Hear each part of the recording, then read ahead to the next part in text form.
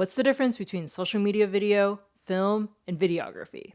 Good question. I actually put together a table graph to answer this question for my social video pilot program, a beta version of a video marketing class that I put together. And so I thought I'd share it with you. We could be comparing forever, but let's try to do a little speed run on this. Okay, so where do you see social video? YouTube, LinkedIn, Instagram, X, Twitter, TikTok, Twitch. What all these have in common is that they're social platforms where you can watch videos and interact with whoever made the video and with other people who watch the video or who are watching the video. You see videography in concerts, live events, talk shows, TED Talks, concerts, sports games, weddings, and concerts. For the most part, these were live events that were recorded. Cinematography examples are feature-length films, shows on TV that are based on a true story, TV shows, and TV series.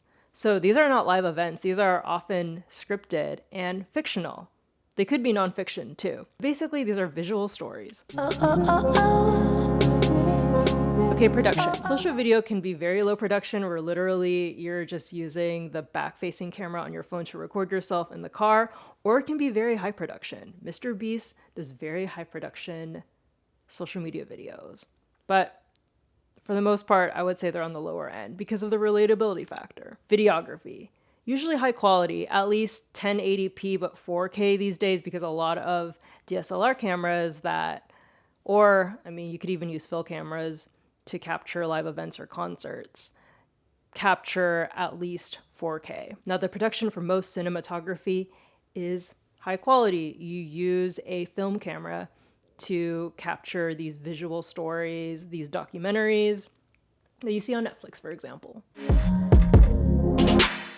Basic setup. So for social video, you want to keep the scene as natural as possible. Now, sometimes you can be a bit kitschy and use like a green screen for special effect, comedic effect, but for the most part, you want to keep it real, 100% real. Unless you're acting a scene out, but then again, you're still not trying to build a scene with props for the most part. Videography, you leave it natural. You want to capture the event as it's happening. You want to capture the natural scene as it progresses.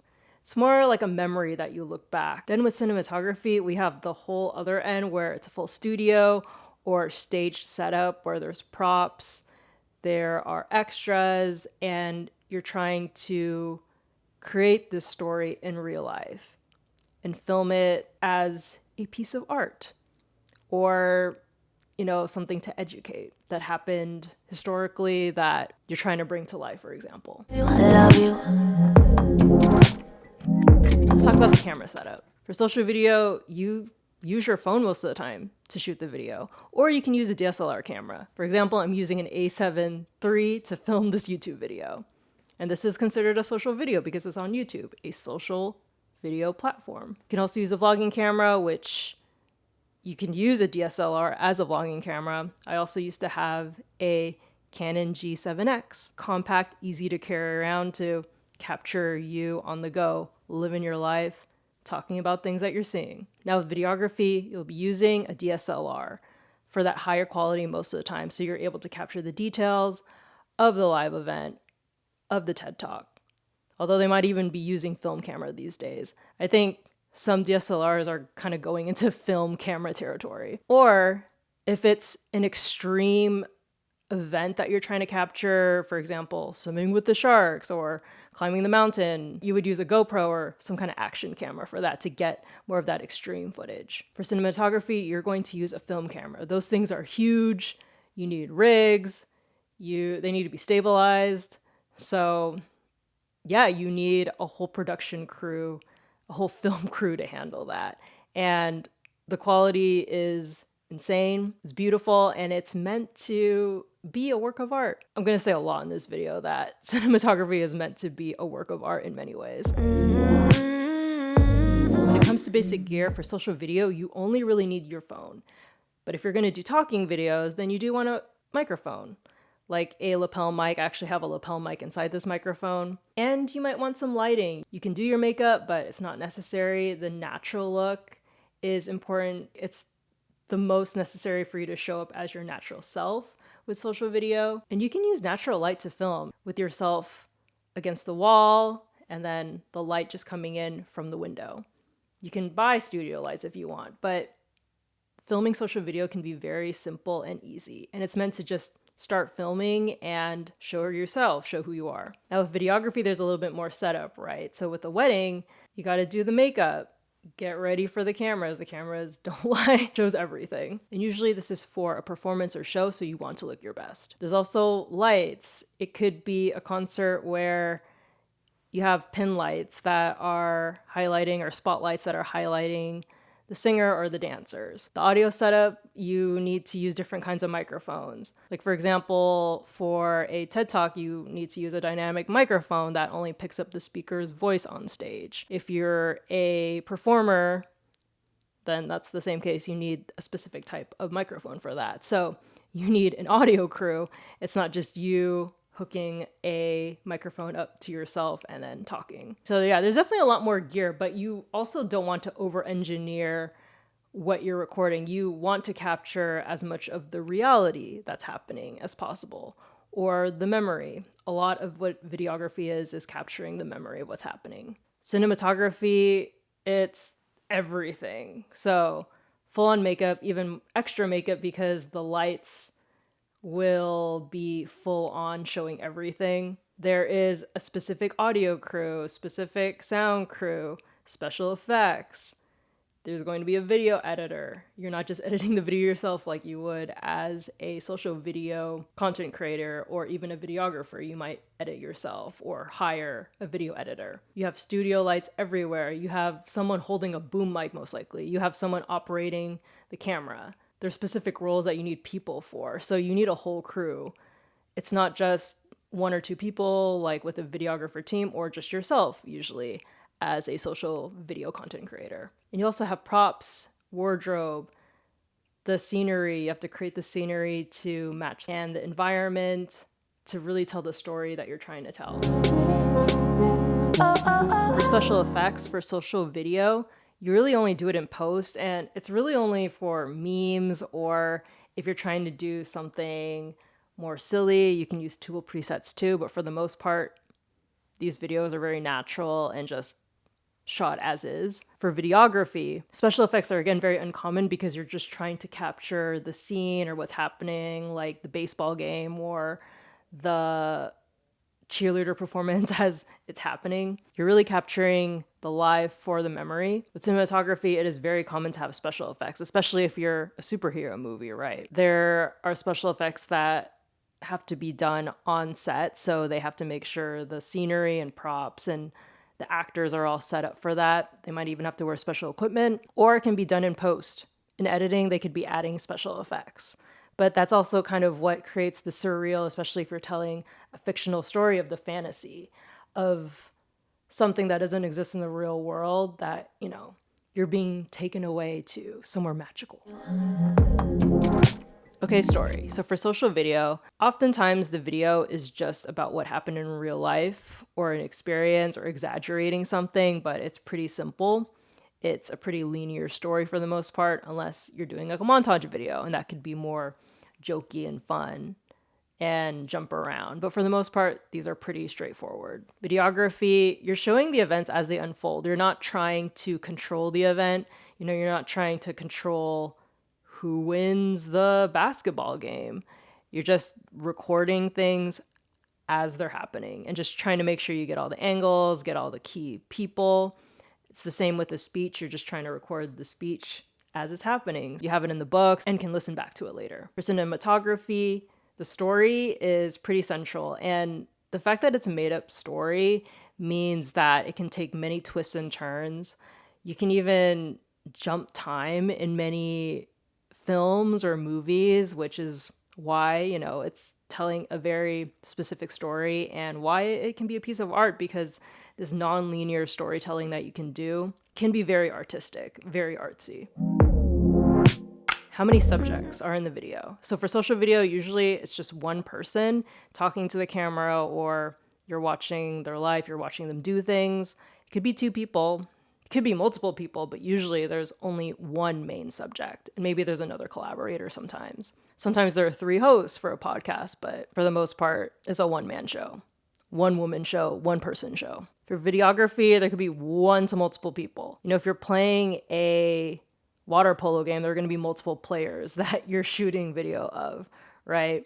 For a wedding, yes, there's 2 main characters, right? The bride and the groom, but you're also trying to get their family and friends. So there can be multiple subjects at the same time. Cinematography, it's similar. A storyline has a central character, can have a villain, can have other side characters, could have extras, just different characters going in and out.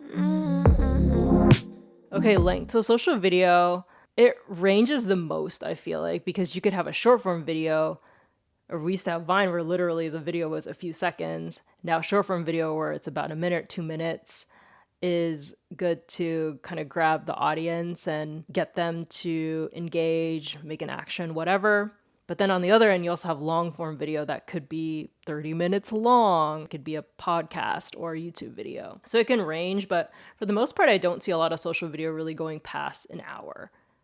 I think the max is 30 minutes. Now for videography, usually these are at least 10 minutes, especially if it's something live happening. I think 10 minutes is even short too. Videography formats are 10 minutes and then they can go on for a few hours. Maybe I would say like 5 hours, depending on if it's a game that you're trying to capture. I don't think a speech would go on for 5 hours, but a graduation ceremony that's being recorded would be considered videography, and that could go on a few hours. I don't see videography as short form video. I think that's the biggest difference with social video. It's not usually less than 10 minutes. And then with cinematography, I would say the least length of time that a show is 30 minutes for the most part. You could have shorter TV shows, like 15-minute segments, but for the most part, they're at least 30 minutes. And then they could go on to 3 hours. I mean, Lord of the Rings, I think is 3 hours.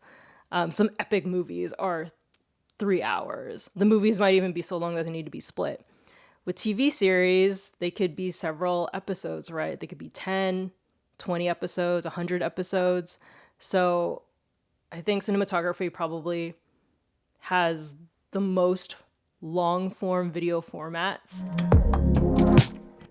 For social videos, the videos are ongoing. You're posting consistently, ideally, and there's not necessarily an end, and all the videos don't necessarily need to be related to each other, although you could have a series sometimes if you want, but most of the time they're independent and the storyline doesn't continue. With videography, this could be episodic, right? You could have part 1 of a speech and then part 2, or if you're recording a lecture, it could be the intro to the class, and then you have the going into the second series with the second lecture. For a concert, it could be split into 2, so these could be longer, but for the most part, they're linear and episodic. Videography doesn't usually extend, I would say, past a year. I don't know many sports games that extend past a year. A season is probably even a few months, so a lot of videography could be a series for a few months, but really never for a super long time, because I think at that point, it ends up being more cinematography where you could have multiple episodes of a TV series or a story. A movie can be cut into several parts if it's really long. In cinematography, it could be a single video for one film, or it could be multiple. For TV shows, it's definitely multiple. Audience participation. For social video, you guessed it, it's really high.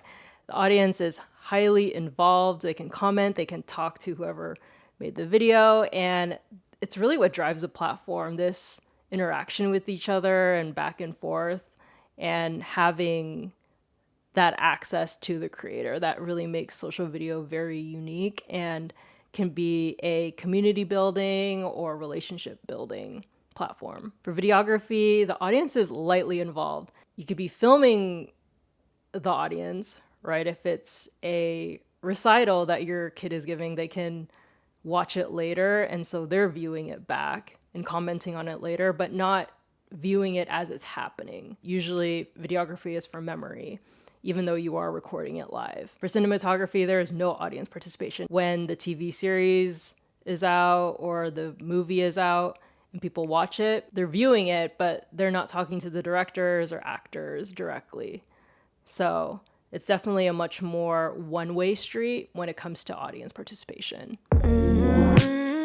Finally, the most common goal. Now, what are the most common goals for each of these? With social video, it's usually to teach, entertain, or to get interactions from the audience. Maybe build a community. It could also be to make sales. With videography, you're documenting more of what's happening. And this is more to keep as a memory. It could be a big memory, right? Like the Super Bowl, if that's captured live on TV or video. It could be as small as a parent's wedding anniversary party. That's really only meant for your parents and then their close family and friends. And then cinematography is to depict history, right? It can show history fictionally or in a nonfiction way. It's also an expression of art and storytelling. You can make up anything in your imagination and then act it out, create a script, bring it from your head outside. And then some people do it on a wider scale, right? Directors can make this come to life in a big way, right? They can work with an author and bring their book to life. For the most part, through cinematography, you're sharing and telling a story. So I shared this with the Video Voyagers, or the first group of students that I taught as part of my social video pilot program. And I'll actually be teaching the full program. So if you want to get on the wait list, go into the description, fill it out. It might also be open by the time you watch this video. Just go to the description to see where I am with that if you are interested in registering. Make sure to give this a thumbs up or share if you found it useful, or you've been talking about this with family and friends and you haven't come to a consensus and you want someone to be the tiebreaker. Bring me in as the tiebreaker. If you want to learn how to do social video or social media marketing for your product launch, make sure you subscribe to my channel and I'll see you here next time. Bye.